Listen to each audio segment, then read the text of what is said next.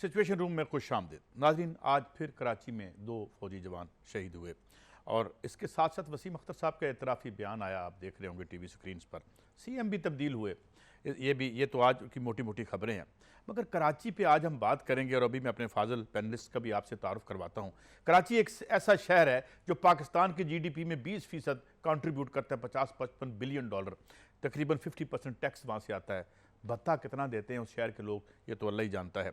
इसके अलावा वहाँ पे इसके अलावा जो मईशत राइज है, पानी है, हाइड्रेंट्स हैं।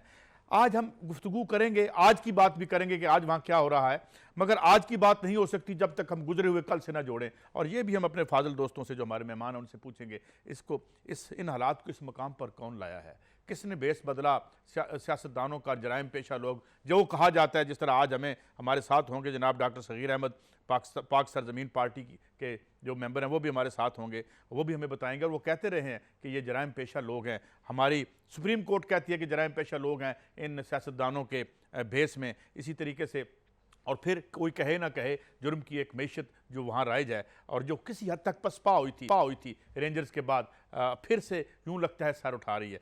हम इसको मुख्तसरन तारीख में जाएंगे, हाल में भी जाएंगे और देखेंगे क्या हमारा कोई मुस्तकबिल है या हम यूँ ही बिखरते रहेंगे और बिखर जाएंगे। मैं अपने पैनलिस्ट का तारुफ करवा दूँ। डॉक्टर सगीर अहमद हमारे साथ, जनाब पाक सरजमीन पार्टी से जनाब जनरल अमजद शुएब साहब हैं, दफाई तजिया नगार हैं, और नुसरत सहर अब्बासी साहिबा, मुस्लिम लीग फंक्शनल से इनका ताल्लुक। मैं बात का आगाज़ जनरल साहब आपसे करता हूँ क्योंकि मैं थोड़ा सा शुरू करता हूँ।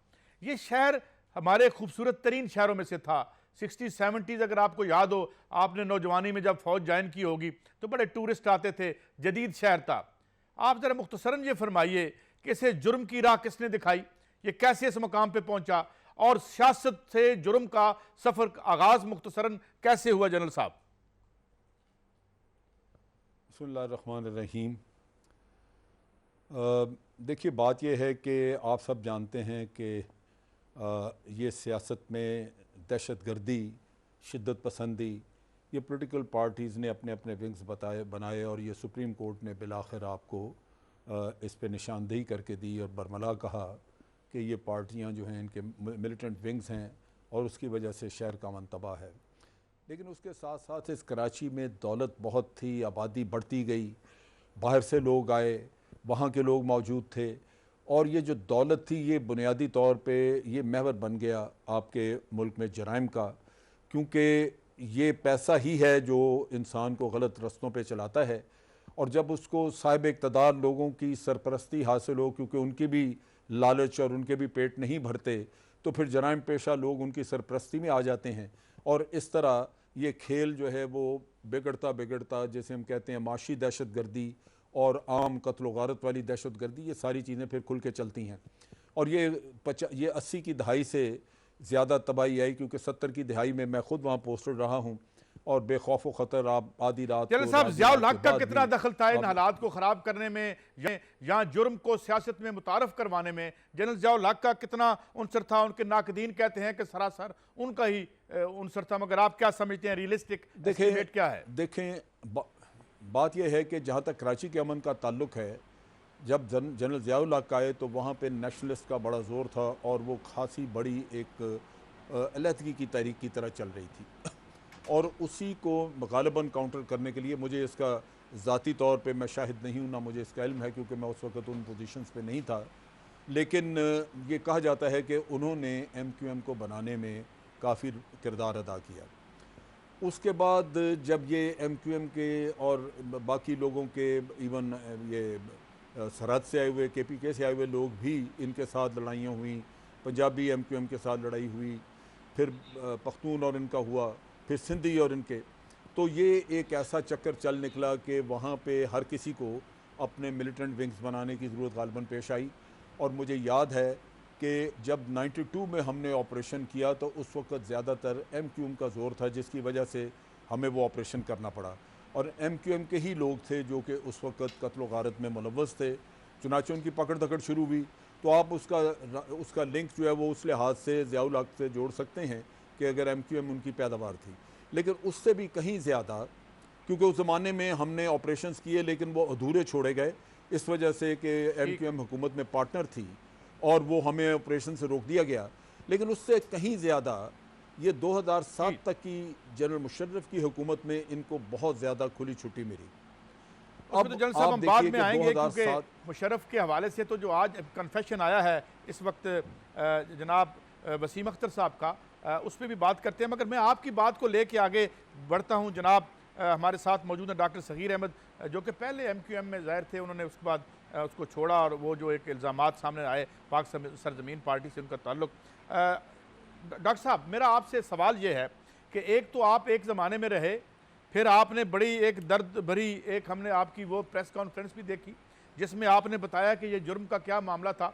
पहला सवाल तो मेरा आपसे ये है कि जब आप इस पार्टी के अंदर मौजूद थे तो क्या आपकी आंखों से ये तमाम जराइम जिनके बारे में आज आप बात करते हैं ओझल थे, या आप मजबूर थे, बात नहीं कर पाए उस वक्त और वक्त का इंतज़ार किया आपने? जनाब डॉक्टर सगीर साहब।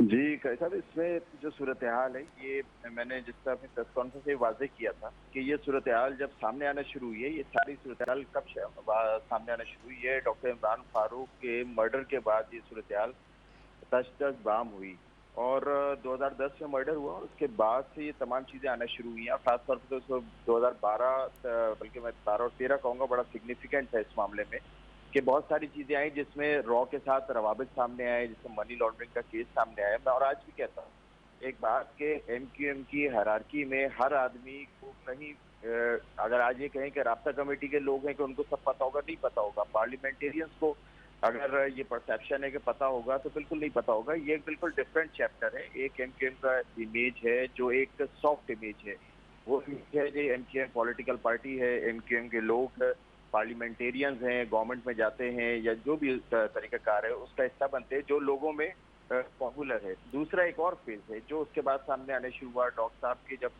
मर्डर के बाद उनके घर में जब तलाशी ली गई तो जो चीजें आई वो अनडिनाइबल हो गई। फिर उसके बाद कन्फेशन स्टेटमेंट। सगीर भाई यहाँ रुकिएगा, बात आप ही जारी रखिएगा, मैं सवाल ज़िमनन बीच में डाल दूं। अभी आपने जो बात की, गोया आप ये कहना चाह रहे हैं कि जो इलेक्टेड लोग थे उनको बिल्कुल इल्म नहीं था उस जुर्म के स्ट्रक्चर का जो with in party separately operate कर रहा था। बिल्कुल, मैं इस बात को आज भी कहता हूँ। आज भी MQM में मौजूद बहुत सारे लोगों को बहुत सारी चीज़ों का इल्म नहीं होगा, लेकिन ये वक्त के साथ साथ ये चीज़ रिवील होना शुरू हुई। और मैंने जिस एक खास डॉक्टर साहब के वाक़े का मैंने यहाँ पे रेफर किया, उसके बाद तारिक मीर साहब का कन्फेशन स्टेटमेंट, मोहम्मद अनवर साहब का कन्फेशन स्टेटमेंट में आता गया। फिर डॉक्टर इमरान फारूक की डायरी में रॉ के साथ जो मीटिंग्स की बातचीत सामने आई कि भाई जो उन्होंने ये कहा कि MQM के कायद 4 मुख्तलिफ शहरों में यूरोप के जो रॉ के चीफ के साथ मिले। फिर उसके बाद रॉ के साथ जो वेपन के हवाले से जो बातें, ये बातें बिल्कुल ऐसी थी जो जिसको आदमी जिससे आंखें नहीं चुरा सकता, और ये सब चीज़ें पे सामने आने शुरू हुई। फिर उसके बाद आदमी कड़ी से कड़ियाँ जोड़ता है कि एक के बाद दूसरा वाकया होना शुरू हुआ। और उसके बाद फिर बहुत सारी चीज़ें, जाहिर सी बात है, हम MQM में रहे, MQM को डिफेंड करते रहे, और लेकिन हम MQM में कभी भी इसलिए शामिल नहीं हुए कि इन चीज़ों के लिए हम खड़े हों और इन चीज़ों में कहीं पर इन्वॉल्व हो जाएं या इसको प्रोटेक्ट करें। नहीं, हमारा मेन मकसद, हमने जब MQM ज्वाइन की थी तो उस वक्त डेफिनेटली MQM महाजर कौमी मूवमेंट थी। उसके बाद एक मेन स्ट्रीम में MQM ने जाने की कोशिश की, लेकिन वो सफ़र जो अभी रेफर भी हुआ 2002 से 2007 वाला, वो ऐसा सफ़र हुआ कि वापसी का, मैं कहता हूँ, पीछे जाने का रास्ता शुरू हो गया। और आज आपने वसीम अख्तर का बयान भी सामने आया है 12 मई का। ये ऐसी चीज़ें हैं, अगर ये MQM इसमें वाक़तन इन्वॉल्व हो रही है या MQM इन्वॉल्व है तो फिर यकीनन उसमें कोई भी आदमी जो मुल्क का मुफाद सोचेगा वो फिर उसमें अपने आप को वहाँ पर नहीं। यार आपको अलहदा करना पड़ा, आपको और दूसरे जो साथी आए, रजा अरुण साहब हुए, आप हुए, और आपके जो सरबराह हैं नुसरत सहर अब्बासी साहब, आपकी तरफ आता हूँ। एक तो कमेंट कर दीजिएगा जो अभी डॉक्टर सगीर भाई ने कहा है कि इस तरह से, और क्या आप ये समझती हैं कि जो दीगर पार्टियों में, जो सुप्रीम कोर्ट में एक रिपोर्ट दी थी हमारे जो उस वक्त के यहाँ पे रेंजर के हेड थे, कि हर पार्टी ने एक बना रखा है, और न्यूयॉर्क टाइम्स ने तो तादाद भी बता दी थी प्राइवेट आर्मीज़ की। नुसरत साहिबा, आप उधर ही एक सियासतदान हैं, किस हद तक वो डिसमेंटल हुई हैं और किस हद तक ये क्लेम दुरुस्त है कि जो सियासत में लोग थे उन्हें जुर्म का नहीं पता था, जुर्म वाले सियासत से अलहदा थे इन पार्टियों के अंदर? नुसरत सहर अब्बासी साहिबा। जी, थैंक यू सो मच जी। देखिए, मुझसे पहले मेरे दोनों जो साथी हैं, सगीर भाई हैं और हमारी जो ब्रिगेडियर साहब हैं, उन्होंने बहुत क्लियर वाज़ेह तौर पर MQM के हवाले से एक तारीख़ बयान कर दी कि कहाँ से ये सिलसिला शुरू हुआ था और कहाँ पर ये बात आकर अभी इतनी खुलकर वाजे हो गई है। पहले तो आप और मैं बात नहीं कर सकते थे ना, आप और मैं चैनल्स पे इतना खुल के बात नहीं कर सकते। अब तो अल्लाह का शुक्र है कि आप भी क्वेश्चन कर सकते हैं खुलकर और हम भी जवाब दे सकते हैं।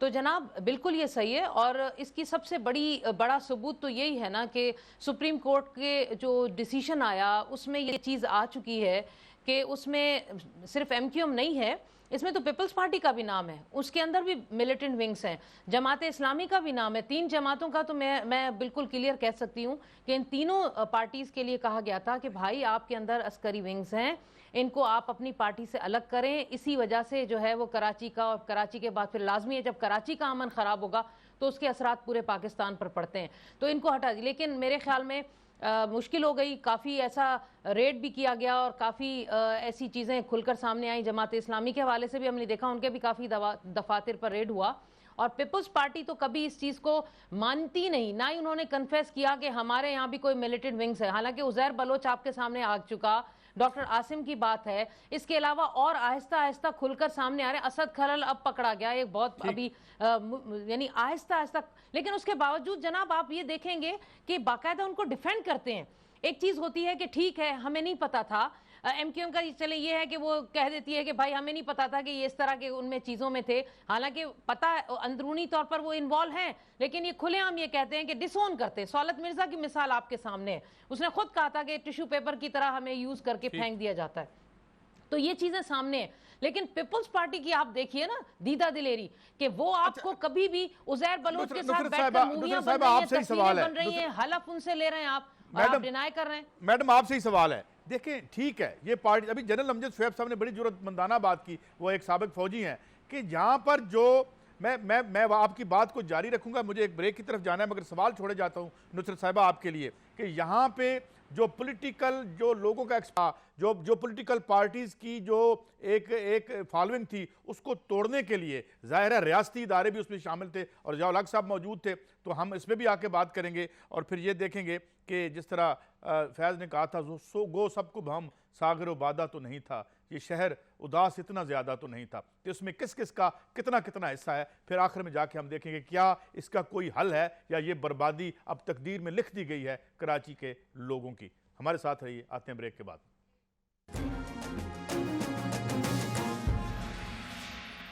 वेलकम बैक जी।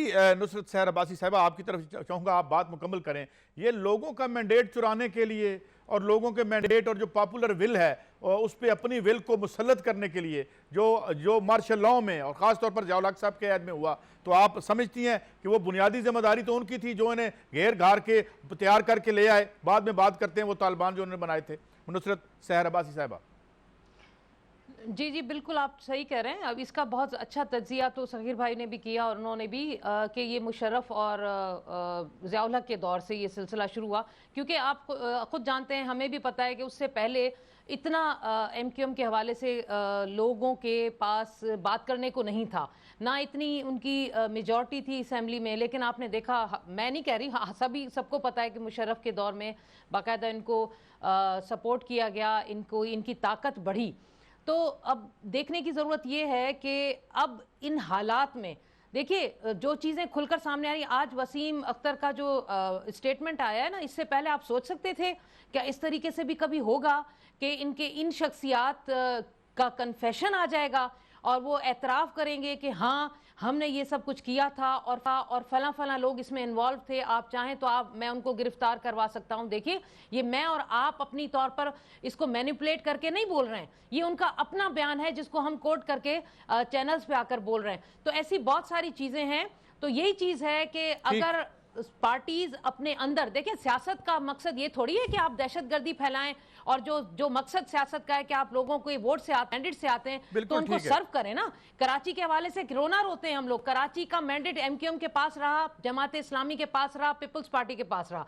इन लोगों ने तीनों ने मिलकर कराची को क्या सर्व किया मुझे बताइए। MQM का और पीपल्स पार्टी का तो जो रिलेशन रहा वो तो ऐसा रिलेशन रहा कि लोग अब हंसते हैं कि ये वो रिलेशन रहा कि एक दिन आपस में मिले, दूसरे दिन झगड़ा और हमें बेवकूफ बनाया जा आपकी रहा है बात कि हम आ गई लोगों की नुसरत वजह साहिबा, से, यानी अवाम की आपने वजह से अलग हो रहे हैं, बड़ी खूबसूरती जबकि से ये लोग अपने मफादात की वजह से एक दूसरे से अलग अपने और मिलते मफादात रहे। की वजह से थे बड़े, आपने खूबसूरती से बात को आगे बढ़ाया। मगर मैं बात को लेके चलता हूँ जनरल साहब, मगर मैं अपना सवाल ज़रा फ्रेम कर दूँ। अब आपने थोड़ी सी बात तो कर ली, हाँ इतना तो हमें अंदाज़ा हो गया है कि बड़ी ऑनेस्टी से हमारे चारों और तीनों जो हमारे पैनलिस्ट हैं उन्होंने कहा, भले जिस पार्टी से भी उनका ताल्लुक था, कि ये बुनियादी तौर पर जनरल साहब ये लोगों का जो मैंडेट था और जो पॉपुलर विल थी उसको बर्बाद करने के लिए ये जुर्म मुतारफ़ हुए। अब जनरल साहब मैं आपसे पूछता हूँ, आज जहाँ हम खड़े हैं, जो रियासत और माफिया और अंडरवर्ल्ड के माबैन डिस्टिंक्शन की समझ ही नहीं लगती कि माफिया रियासती इदारों तक अंदर कितना चला गया है और कितना जो है वो जुर्म के अंदर है।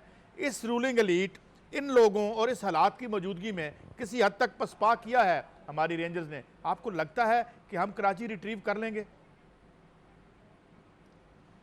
देखिए, बात यह है कि कराची के ऑपरेशन का काम बड़ा लंबा है, काफ़ी लंबा है, और हमने अभी उसको अधूरा किया है, आधा आप कह लीजिए हो गया, क्योंकि अंदरून सिंध में रेंजर्स की एक्सेस नहीं है। और मैं जो हालात देख रहा हूँ उसमें जो आपका सवाल है ये बड़ा मुश्किल नज़र आता है कि ये हम काम मुकम्मल कर सकें, क्योंकि जो सरकर्दा जमातें हैं वो उनका खलूस शामिल नहीं है, उनकी नीयतें साफ़ नहीं हैं। अगर MQM के किसी आदमी पे हाथ पड़ता है तो वो चीख पड़ते हैं कि जी हमें निशाना बनाया जा रहा है, जबकि रेंजर्स में से किसी का कोई जायदाद का झगड़ा नहीं है उनके साथ। इसी तरह जब पीपल्स पार्टी के किसी आदमी को पड़ता है तो वो हुकूमत में बैठे हैं, ना सिर्फ इस ऑपरेशन को मुतनाज़ा बना देती हैं, बल्कि आपने देखा कि रेंजर्स की पावर एक्सटेंड करने का काम जो कि पिछली पावर्स ख़त्म होने से 10 दिन पहले हो जाना चाहिए था, वो आज 10 दिन गुजरने के बाद भी नहीं हुआ। और उसमें सारा मसला यही है कि जो जुर्म है उसमें मुलव्वस हैं इक़्तिदार में बैठे हुए लोग, और जब इक़्तिदार में बैठे हुए लोगों तक हाथ पहुंचता है तो वो अपने बचाव के लिए पूरे मुल्क को दौर पे लगाने के लिए तैयार हो जाते हैं। अब आप सिर्फ असद खरल का वाक़या ले लीजिए, इससे ज़्यादा घिनौना और शर्मनाक काम क्या हो सकता है कि जब रेंजर्स उसको पकड़ने के लिए वहाँ जाते हैं और पकड़ लेते हैं तो उनको रेंजर्स को उठा के थाने ले जाया जाता है, और वहाँ पे 6 थानों के SHOs मौजूद हैं जो कि उनके ऊपर बंदूकें तानते हैं और उनसे वो आदमी छुड़वा के उसको भगा देते हैं और रेंजर्स वालों को खाली हाथ वहाँ से चला दिया जाता है।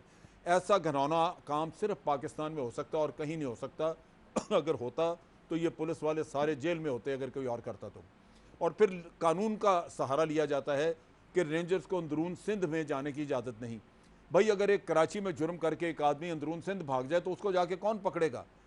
अब आप देखिए, जो मैं कह रहा हूँ कि आपको कुछ नतीजा नहीं मिलेगा, ये एक प्लान के तहत उसको उसकी हिफाजत के लिए, असद खरल की हिफाजत के लिए, ताकि रेंजर्स की वो जद से बाहर निकल जाए, उसको सिंध पुलिस के हवाले किया गया है। ये एक स्ट्रेट ड्रामा था जिसके तहत उसको पकड़वाया गया और अब वो महफूज है। आज उससे कोई ऐसा किस्सा नहीं होगा जैसे किसी को खतरा हो। ठीक है। दूसरी तरफ वसीम का एक बात और कह दूं, जी जनरल साहब, MQM के वसीम अख्तर का जो किस्सा है उसमें भी उससे 12 मई का एग्रीमेंट जो करवाया है, उससे कन्फेशन 12 मई की कराएंगे और आसिम के मामले में आसिम को और उसको बरी जिम्मा कराएंगे। ये आप देखेंगे इसमें बारगेनिंग होगी और अल्टीमेटली वो कहेगा कि डॉक्टर आसिम के साथ कोई दहशतगर्दी का किस्सा नहीं हुआ, ना हमने की ना उनके की, और डॉक्टर आसिम इससे बरी हो जाएंगे। ठीक है, बात को आगे बढ़ाते हैं। जनरल साहब ने जो बात की, सिंध पुलिस का कारनामा आपके सामने आएगा, सिंध पुलिस का कारनामा आपके सामने आएगा, और ये उनकी पार्टी की ख्वाहिश है कि उनके लोग सिर्फ सिंध पुलिस पकड़े और कोई ना पकड़े। बिल्कुल ठीक है। डॉक्टर सगीर साहब, ये जो अब अमजद शुएब साहब ने तो जो बुनियादी सवाल था वो, अब आपकी पार्टी का मकसद भी ये है कि क्लींस किया जाए, इस सियासत को जुर्म से अलग किया जाए, और आपकी MQM से अलहदगी की वजह भी आप यही बताते हैं। मगर वो ये कह रहे हैं कि जिस तरीके से इक़्तिदार तक जुर्म पहुंच चुका है वहाँ मुमकिन नहीं है। आप एक सियासी वर्कर हैं, आप कैसे देखते हैं इस सारे स्ट्रक्चर में क्या जो आज हो रहा है, किसी हद तक जो बैठ गए हैं पीछे हट के ये जराइम पेशा लोग, ये फिर से वापस आ जाएंगे जैसे खदशा जाहिर किया जनरल साहब ने? जी डॉक्टर सगीर साहब। सुन नहीं पाया लेकिन आपकी आवाज़ मुझे आ रही है। तो हाँ भाई साहब, एक तो ये सूरत हाल है कि ये एक बहरहाल एक्शन हमने होते तो देखा है, बड़ा एक्शन देखा है, कराची की सूरत हाल बेहतर होते देखी है। और कराची में मुझे याद है कि 2012 और 2013 के करीब जो किलिंग्स के मामलात हो गए थे, वो रोज़ाना मीडिया की सबसे बड़ी ख़बर यही होती थी कि आज 15 आदमी, आज 20 आदमी, कभी तो हद ये होती थी कि तादाद पर डे 20-25 पे पहुंच जाती थी। ये एक ऐसी सूरत हाल थी कि जिसकी वजह से जो केस था इसका नोटिस लिया सुप्रीम कोर्ट ने, और उसके बाद ये सब कुछ मामला शुरू हुआ और इन 3 सालों में बड़ा फ़र्क पड़ा है कराची में। मैं ये समझता हूँ कराची की आवाम का एतमाद बहाल हुआ है, बावजूद इसके कि आज एक वाक़या हो गया, बड़ा अफसोसनाक सानहा हुआ है अमजद साबरी साहब का हुआ। और जो आपका प्रोग्राम का इंट्रो था उसमें सबीन महमूद और मुख्तलिफ उसमें लोग थे जो इस दहशत गर्दी का निशाना बने। लेकिन ऑल टुगेदर मैं समअप करूँ तो बहरहाल लॉ एंड ऑर्डर की सूरत हाल बेहतर हुई है। और जो हम एक ज़माने में किलिंग्स के वाक़यात जो मैं कोट कर रहा हूँ वो देखते थे, फिर एक्सटॉर्जन का जो मामला था वो हद से ज़्यादा बढ़ चुका था शहर के अंदर। बहरहाल सूरत हाल बहुत बेहतर हुई है और मैं समझता हूँ अगर विल रहे, अगर तमाम स्टेक होल्डर्स की विल रहे तो आपकी तरफ वापस आता हूँ, वजह नहीं है जिसके सूरत हाल बेहतर ना हो सके। मैं यही बात मैं आऊँगा दोबारा से डॉक्टर साहब आपकी तरफ। नुसरत सहर अब्बासी साहबा, एक सवाल जो अभी अमजद साहब ने भी और जनाब डॉक्टर साहब ने भी एक पॉइंट उठाया है, मगर उसमें मैं एक बात ऐड कर दूँ। जितना बड़ा पैसा इन्वॉल्व है, जिस तरह मैंने अभी आपको बताया कि पाकिस्तान का 50% तो बजट सफ़ेद मैशत में ये कंट्रीब्यूट करते हैं, काली मैशत में जाने सफ़ेद मैशत से कितनी बड़ी है। जितना माल कमा लिया गया है और कमाया जा रहा है, ये लोग आसानी से छोड़ देंगे? ये जो लीचेस हैं कराची के अवाम का जो खून चूस रहे हैं लोग, नुसरत साहिबा। जी देखिए, बहुत मुश्किल है। जैसे अमजद साहब ने भी कहा ना, सच्ची में मुझे उनकी बात दिल को लगी कि भाई आप देखिएगा, अभी सिंध पुलिस का कारनामा आप देखिएगा कि जैसे आपने देखा था डॉक्टर आसिम के वक्त में वो जो उनके जो डेज थे चालान में, वो किस तरीके से कोर्ट के अंदर ये चीज़ हो गई कि 4 डेज 14 को उन्होंने 4 कर दिया। इतनी हैरत की बात है कि देखिए करने पर जब ये आते हैं तो किस तरीके से कानून की धज्जियां उठती हैं। तो ये कभी भी नहीं चाहेंगे कि किसी तरीके से उज़ैर बलोच हो, डॉक्टर आसिम हो, या ये बार्गेनिंग होगी। अब जैसे अब बड़ी बात हो गई असद खरल की, मुझे बताइए इतना पैसा हमारे मुल्क से बाहर गया है, यानी दुबई, लंदन, या इस और अयान जिस तरीके कर सामने आई और उनके से पता चला कि वो इतना पैसा जो है वो मुल्क से बाहर गया। ये तो एक अयान है, पता नहीं कितनी अयान और होंगी जो अभी तक सामने नहीं आई, जो जिस तरीके से हमारा पैसा बाहर जाता रहा और हमारा मुल्क और हमारा सूबा जिस तरीके से हालात का जकड़ा हुआ है। यकीन माने यहाँ पर लोग, ये तो शुक्र है कि अभी ऑपरेशन हुआ कराची का और रेंजर्स ने कंट्रोल लिया, उनको पावर्स दी गई, तो हमने सुख का सांस लिया। आपने ईद पर देख लिया, 14 अगस्त पर देख लिया, जबरदस्त किस्म के लोगों ने इंजॉय किया है इस सूबे को, इस शहर को इंजॉय किया लोगों ने।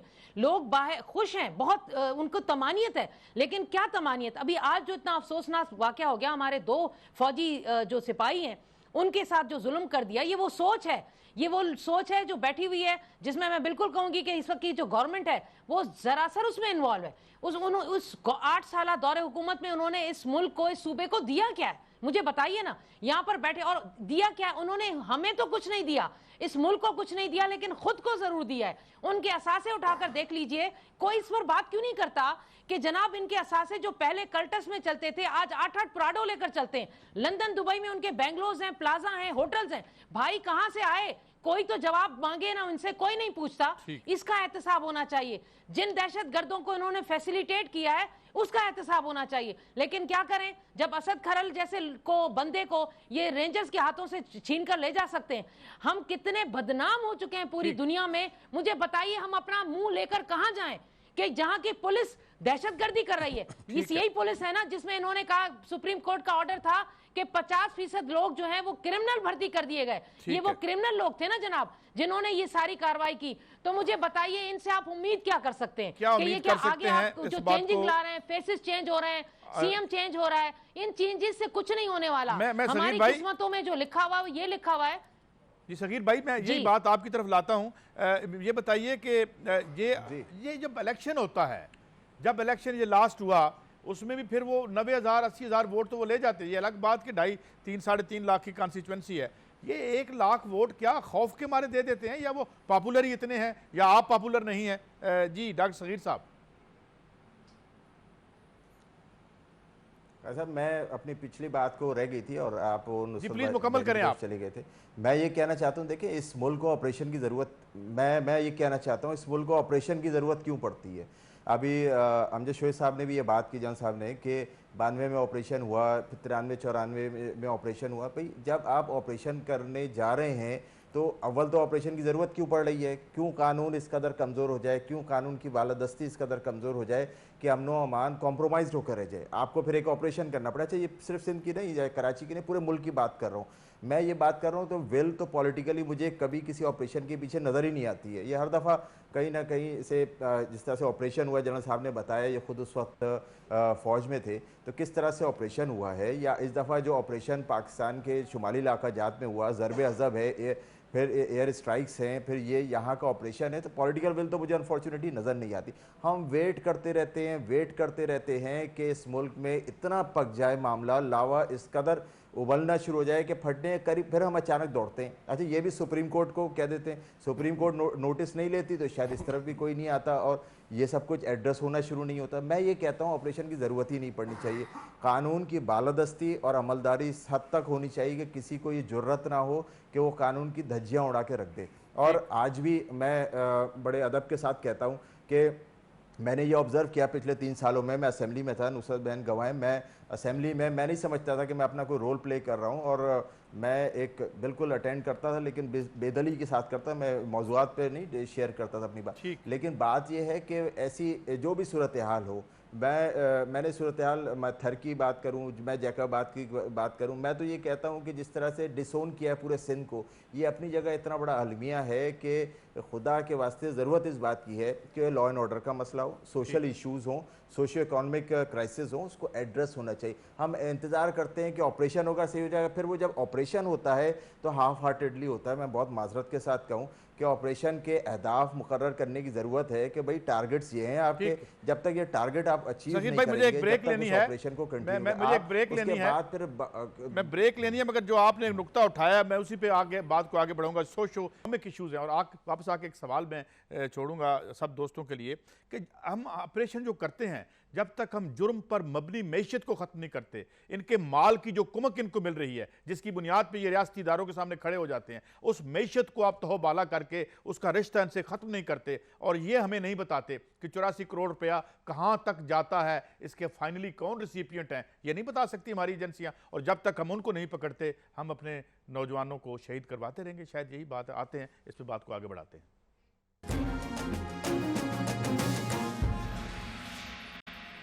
वेलकम बैक जी। डॉक्टर साहब, मुझे मेरा एक सवाल तिश्ना रह गया कि ये लोग जो हैं फिर क्यों वोट दे देते हैं, जिनके बारे में आपने बताया कितनी खौफनाक कहानियां नरेट करते हैं, और आज तो उनकी कहानी भी सामने आई, अपने जो वसीम अख्तर साहब हैं। डॉक्टर साहब, काजी साहब, यही बात है कि अप्राइज करना और अवेयरनेस देना है। अभी 2015 में इलेक्शन हुए NA 246 में, और MQM ने अराउंड 1 लाख वोट हासिल किए।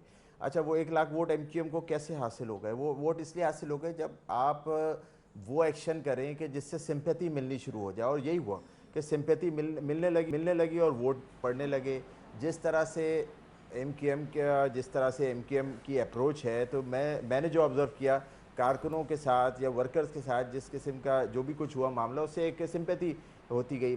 अब उसका एक तरीक़ाकार यकीनन वज़ा करने की ज़रूरत है कि जिसके अंदर सिंपैथी ना दें, आप लोगों को एक्सपोज करें, और हमने एक्सपोज किया है, हमने अप्राइज किया है, लोगों को अवेयरनेस दी है। और हमारे आने के बाद 4 हुए हैं काई साहब, NA 245, PS 115, PS 117 और PS 106। मैं इन सब के आदाद शुमार सामने रखना चाहता हूँ कि 9% से लेके 6% ये टर्न आउट MQM को मिला है। This was never the history of MQM। मुझे पता है कि MQM जब बाई इलेक्शन में गई, मैंने पहले इलेक्शन बाई इलेक्शन में मैं लड़के आया था, और MQM used to get at least around 40 और 50% ऑफ द टर्न आउट। तो ये 6 से 9% बता रहे हैं टोटल मैंडेट, 6 से 9% फर्स्ट टाइम हुआ है। और जी मैं 6 से 9% जी 6 से 9% पे MQM आ गई। जो आपकी बात है कि 90,000 लाख वोट मिलता था पिछले साल तक, वो अब नहीं मिल रहा पिछले 4 इलेक्शन से। और PS 106, PS 117 मैं और इफ्तिखार आलम तो छोड़ कर आए थे, और होना ये चाहिए था। अगर सिंपैथी लोगों की एमकेएम के साथ थी तो वो और निकल कर बढ़ के वोट डालते। और उस दिन बड़ी मज़े की बात थी, एमकेएम के सी कन्वीनर डॉक्टर फजल सत्तार उस दिन निकले, उन्होंने कहा आज हम रिकॉर्ड बनाएंगे, और उस दिन हकीकत में आवाम ने उनको रिकॉर्ड बना के बता दिया, 6% वोट जी दे के ठीक है, बता आपकी दिया बात आ गई कि डॉक्टर जो साहब, 94% मगर मैं लोग एक घर जो बैठे हुए हैं, आपकी वो ऑप्शन के इंतजार में हैं। आपके जवाब से ही जो एक और इम्पॉर्टेंट सवाल मुझे लगता है, और मैं जल साहब आपकी तरफ आता हूँ। जल साहब, ये जो क्रिमिनल एंटरप्राइज बन गई है कराची में, और बेसिकली तो इनकी ताकत इनका माल है, और वो 2 नंबर तरीके से आ रहा है, जिसे क्रोनिक कैपिटलिज्म भी कह लें, बल्कि उससे एक आध आगे चला गया। हम जब तक इसे डिसमेंटल नहीं करते, इन लोगों को आउट ऑफ बिजनेस नहीं करते, हमारा क्या ऑपरेशन कामयाब हो सकता है जनरल साहब? नहीं, ना तो आप डिसमेंटल कर सकते हैं, ना बिजनेस कामयाब हो सकता है। उसकी 2 बड़ी बुनियादी वजूहात हैं। एक तो ये कि इनके एसेट्स सारे बाहर पड़े हैं और बेतहाशा एसेट्स हैं। अगर सिर्फ उतने पे इक्तफा करें और इनके अंदर जो एक अलाव है लालच का, अगर वो ना भी हो, तो तब भी वो इतना कुछ बाहर है कि ये बड़े आराम से वहाँ पे अपनी पूरी जनरेशन 2-4 जो है उनको गुजार सकते हैं। उसके साथ साथ जो बड़ी बदकिस्मती है वो ये है कि इनकी अपनी सफ़ों में, मिसाल के तौर पे पीपल्स पार्टी आप देख लीजिए, इसमें बड़े बड़े पढ़े लिखे बहुत सारे मोतबर और मुदब्बर किस्म के लोग मौजूद हैं, लेकिन वो सारे कोई एतराज़ नहीं करता कि हमें बाहर से दुबई में बैठ के उंगली पे क्यों नचाया जा रहा है। ये चीज़ जो है ये मुल्क के लिए शर्म का बायस है, लेकिन उन लोगों को इसका कुछ ख्याल नहीं आता, और ज़ाती मफादात के लिए वो उस पर हर तरह का झुकाव दिखाने के लिए तैयार हैं। अब आप देखिए, रज़ा रब्बानी साहब मोहतरम आदमी हैं, मुदब्बर हैं, उन्होंने 21वीं अमेंडमेंट पे दस्तखत करने के लिए आंसू बहाए, रोए, ये जाहिर किया कि मेरा ज़मीर जो है वो ये मान नहीं रहा, लेकिन पार्टी क़यादत के सामने ज़मीर को फ़रोख्त किया। उन्होंने किया वही जो पार्टी ने कहा।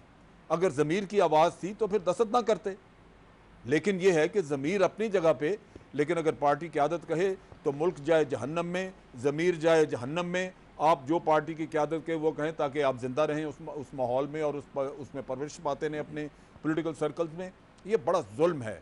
लोगों की यहाँ पे जो अपनी वफादारियाँ हैं वो अपने लीडर के पास, जिसको 18वीं तरमीम के बाद डिक्टेटोरियल पावर्स मिल गई हैं, उसके साथ उनकी वफादारियाँ ज़्यादा और पाकिस्तान के साथ नहीं हैं। तो आप इसको कैसे हल करेंगे? और जायदादें आप बाहर से इनकी ला नहीं सकते, जो कि रोज़ बरोज़ बढ़ रही हैं, और उनके एसेट जो हैं वो बढ़ के आज आप ही के ख़िलाफ़ इस्तेमाल हो रहे हैं, लेकिन आप उसका कुछ नहीं कर सकते, इसलिए कि आपकी दस्तरत वहाँ तक नहीं है, और ना ही उस पार्टी में से कोई आपका साथ देने के लिए तैयार है। जो बाहर बैठे हुए डॉन्स हैं, कभी आपको लंदन से चलाया जाता है, कभी आपको दुबई से आपको चलाया जाता है। इस मुल्क का इससे ज़्यादा बदकिस्मत कौन मुल्क है, कौन सा है कि दुनिया में एक भी मिसाल ऐसी नहीं है जिसके लीडर बाहर बैठ के उसको बाहर से चला रहे हों। कोई मुल्क, कोई ऐसी जगह मुझे उसका एक मिसाल कोई दे दें कि इस तरह चलाया जा रहा है। ये तो पाकिस्तान है जो बदकिस्मत है, और यहाँ के लोग कोई बोलता नहीं है। यहाँ पार्टियों में बैठे हुए लोग, बड़े बड़े पढ़े लिखे, बड़े बड़े मुअज़्ज़ज़, वो अपने आंसू बहा लेते हैं, लेकिन अपना ज़मीर बेच के फारिग हो जाते हैं। उधर नहीं जाते कि पार्टी लीडरशिप को कम से कम डिफाई करके ये कह सकें कि तुम हमें क्या बता रहे हो, हम नहीं ये कर सकते, हमारा ज़मीर नहीं मानता। तो जहाँ ज़मीर बिक जाए वहाँ पे आप कुछ भी नहीं कर सकते। जी, ब्रेक पे मुझे जल साहब आपने भी बड़ी एक अच्छी बात कही, और पॉइंट दुखती रख पे शायद हाथ भी रखा, मगर जब मैं वापस आऊँगा, सवाल जो अब एक और पैदा हो गया है वो ये है, पार्टियों के अंदर क्या मामला है? ये लिमिटेड कंपनियां बन गई हैं, ये एम्पायर्स बन गई हैं, जैसे बिजनेस एम्पायर्स होती हैं, उसके ऊपर एक एम्पर बैठा है, जिसे मर्जी सैक कर दे, जिसको मर्जी रख दे।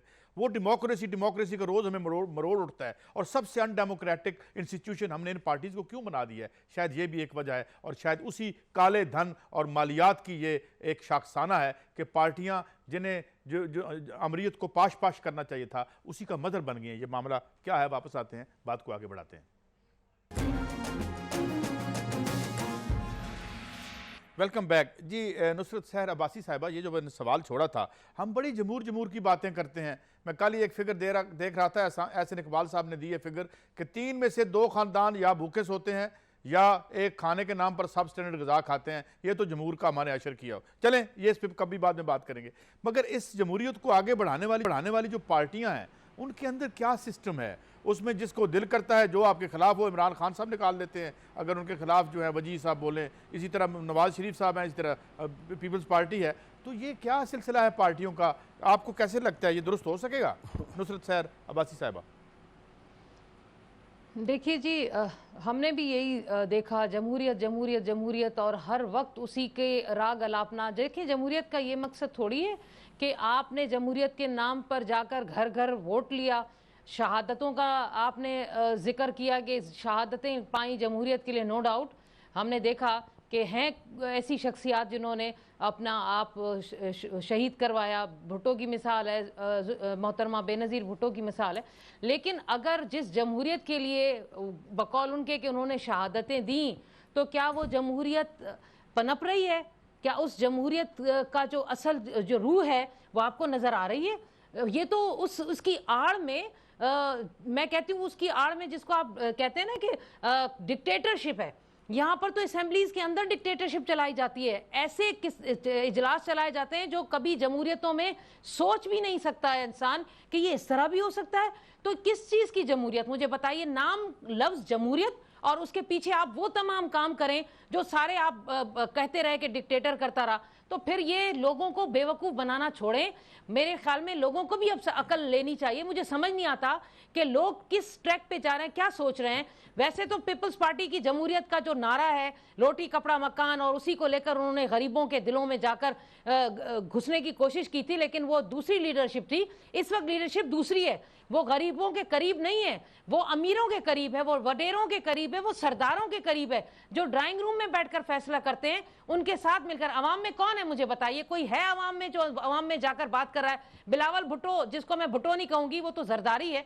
तो बिलावल जरदारी साहब जो इस चीज को लेकर चल रहे हैं जमहूरियत को, तो मुझे बताइए क्या वो अपनी सियासत कर रहे हैं? उनके एक तरफ तो उनका बाप है, दूसरी तरफ फूफी है, वो दोनों दाएं बाएं बैठे हुए और इससे अपनी सियासत को चलवा रहे हैं। अवाम को क्यों अक्ल नहीं आती? अब मेरे ख्याल में अब तो आ जानी चाहिए कि वो पार्टी, जिस पार्टी ने जमहूरियत का राग अलापा और उस राग अलापते अलापते उन्होंने पूरे मुल्क का सफाया कर दिया। भाई मैं तो खुदा की कसम अफसोस करती हूँ, हम भी जमहूरियत के हामी रहे, हमने भी कहा कि राय का हक होना चाहिए, गरीब को उसका हक मिलना चाहिए, लेकिन यहाँ कहाँ गरीब को उसका हक मिल रहा है? यहाँ पर तो जनाब अमीर अमीर तरीन होता चला जाता है और गरीब गरीब तरीन चला। जिस मुल्क में जिसके कैपिटल सिटी में जो मुल्क को 20% जो अभी आपने जिक्र किया दे रहा है, उस मुल्क का आवाम पानी के लिए तरसे, औरतें बच्चियां माएं बाल्टियां ले लेकर सड़कों पर घूमे। शर्म का मकाम है खुदा की कसम, जहां पर जो इलीगल हाइड्रेंट्स हो और एक पार्टी दूसरे पर डाले, दूसरी उस पर डाले, वो कहे तुम्हारे दहशतगर्द हैं ऑफिसों में, दफ्तरों में, केएमसी में, वो कहे तुम्हारे। या हद होती है। कन्फेस भी करते हैं असेंबली में, एक दूसरे पर इल्जाम भी लगाते हैं और फिर आपस में शीरो शकर भी होते हैं। यह है हमारी जमहूरियत। इसी का राब लापते लापते ये लोग इस मुल्क का सफाया कर गए और सारा पैसा ले गए जो कश्तियों में गया, जो अयान के जरिए भेजा, और पता नहीं किस किस तरीके से ये मुल्क का पैसा चला गया। और हम और आपके बच्चे यहाँ पर रोना रो रहे हैं और गुर्बत की जो लकीर है उससे भी नीचे। मैं यही बात जो आपने सोशल, मैं चाहूंगा कि क्या क्या बोलूं, मुझे बताइए, मैं क्या क्या इस छोटे से प्रोग्राम में, छोटे से मुख्तसर बहुत कुछ आपने कहा और बड़ा अच्छा कहा सूबे का। क्या अब्बासी साहिबा आपने बहुत कहा और अच्छा कहा, मगर डॉक्टर साहब मैं आपकी तरफ आता हूँ। ये जो आप जरा सोशल सेक्टर की बात भी कर लें, ये इतना दौलत और हुन बरसने वाला शहर, यहाँ 4 बूंदे पानी की अगर आ जाएं तो हम देखते हैं इसका इंफ्रास्ट्रक्चर क्या है। यहाँ गर्मी पड़ जाए तो लाशें रखने की जगह नहीं होती। ये कौन लोग यहाँ हुकूमत करते रहे हैं और कहते रहे हमने बड़ी तरक्की की। सगीर साहब, इस शहर में तो दुनिया के जो सब सारन अफ्रीका से भी गंदे फिगर्स आते हैं और गलाजत में सबसे आगे है ये शहर, जहाँ 66% गलाजत डेली डंप हो जाती है। ये किन लोगों के हाथों में ज़माम कार रही है सगीर साहब? जी, ये बुनियादी तौर पे तो यही बात है और मैं खुद आपने जमहूरियत की बात की तो मैं बिल्कुल अमजद शोएब साहब की बात से एग्री करता हूँ, नुसरत बहन की बात से, कि जमहूरियत तो शायद किताबों में रह गई है और शायद नारे लगाने के लिए रह गई है, और जमहूरियत एक दूसरे को अकोमोडेट करने के लिए शायद हो गई है। और बड़े बड़े मसाइल हो जाए, एक दूसरे को मुफाहिमाना हम आहंगी के नाम पर रिलीफ दिया जाए, और जब कोई दूसरा कहीं पे अपने किसी भी वजह से, रीज़न की वजह से कहीं पे वो लुढ़कने लगे, गिरने लगे, तो उसको सहारा दे दिया जाए जमहूरियत के नाम पर। तो ये जमहूरियत का कंसेप्ट है। और विद इन पार्टीज़ भी ऐसे ही, मुझे तो ऐसे ही नज़र आता है कि जब आप ना चाहते हुए भी आपको डिफेंड करनी पड़े अपनी बातों को, और ना चाहते हुए भी अपनी पार्टी की पॉलिसीज़ को टो करना पड़े, तो ये ऐसे ही है। और दूसरी बात ये कि ये जो बात आपने की कि कराची के हवाले से, कराची क्या था, कराची आज क्या हो गया, डेफिनेटली इसमें कोई शक नहीं है कि मैं भी उस का हिस्सा हूँ, मैं अपने आप को भी इससे बरी ज़िम्मा करार नहीं देता, लेकिन मैं ये कहता हूँ कि इसके पूरे कराची की, और मैं सिंध की बात करूँगा कि अभी मैं एक प्रोग्राम में था, मैंने बात ये की कि पूरे सिंध के साथ ही एक जैसा काम है, सिर्फ कराची के साथ नहीं, पूरे जैकाबाद, कश्मीर, उस नॉर्दर्न अपर सिंध तक चले जाएं, हर जगह यही सब कुछ हुआ है। कराची में जो आपने कहा बारिश की 2-4 बूंदें पड़ जाए, इंफ्रास्ट्रक्चर फेल हो जाए, तो बिल्कुल ऐसा ही है। इवन जैकाबाद, कश्मीर में पीने का पानी नहीं है, कराची वाले भी पानी के नाम पे दुहाइयाँ दे रहे हैं, बिलक रहे हैं। तो ये एक ऐसी सूरत हाल है, कचरा, गंदगी, गलाजत के ढेर, ये सब कुछ जो बात हो रही है गवर्नेंस की और बात हो रही है डिलीवरी की, तो वो आपके सामने, अब तो एक फैसला भी सामने सगीर भाई आखिरी मिनट है, आखिरी लम्हे हैं, शायद कुछ बेहतरी का उनका इरादा हो, लेकिन सगीर भाई आखिरी लम्हे है, मैं चाहूंगा जनरल साहब 1 मिनट होगा मेरे पास, मैं आपसे सवाल मेरा ये है, बड़ा सादा सा सवाल है, सादे पानी का जो एक साफ गिलास नहीं दे सके, जो हमारा कचरा नहीं उठा सकते, वो इन बत्ताखोरों को और इनको निकालेंगे यहाँ से, ये जो हमारी सरकारें हैं यहाँ पर, क्या लगता है आपको? देखिए, इनका चूँकि माली मफादात बेतहाशा हैं, तो ये कभी नहीं चाहेंगे कि कराची स्टेबल हो जाए, कराची में सुकून हो, क्योंकि उससे फिर कानून की हुक्मरानी वहाँ पे आ जाती है।